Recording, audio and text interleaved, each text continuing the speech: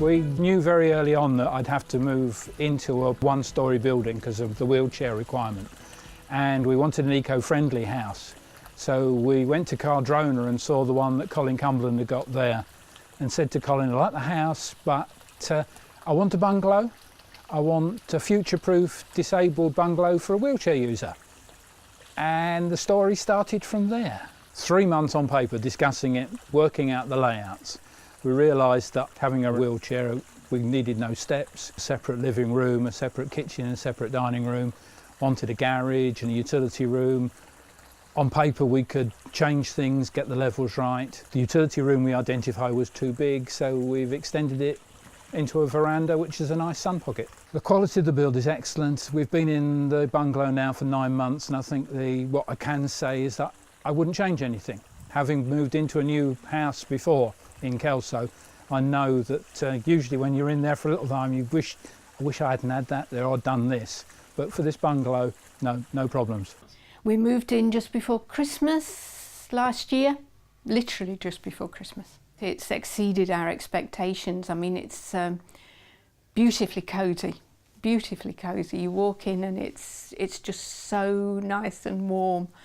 It's very good. It's just so trouble-free. All you have to do is set the thermostat, find the level that you want, and that's it. That's all you have to do.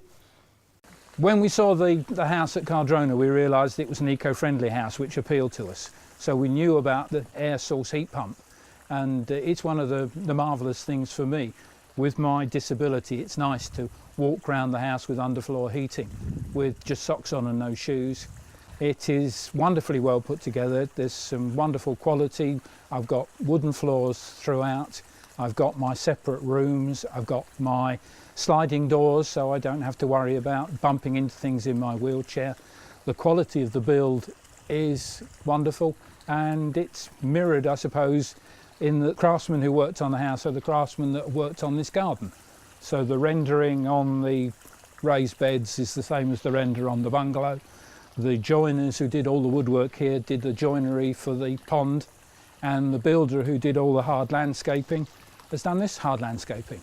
I think the fact there are no radiators, it makes it so much more flexible in terms of what you can put where. So that's one benefit over our old system, which had radiators. The underfloor heating's been very good indeed, particularly in the bathroom.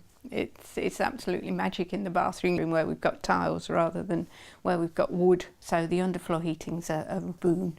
When we moved in here, we got in touch with Karen Lang, who's a designer from Edinburgh, who we've seen on Eskgrove design the disabled garden in Glasgow about 3 years ago. So we knew she'd got a track record and I wouldn't have to identify all my requirements because she'd have been through the learning curve before me. She came in here when this garden was just one flat slab of earth, tilted at about, 30 degrees. And she was the one that identified the raised beds.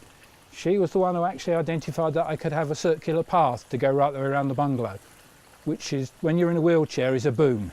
It means that I can get right the way around now without having to turn around and go back again.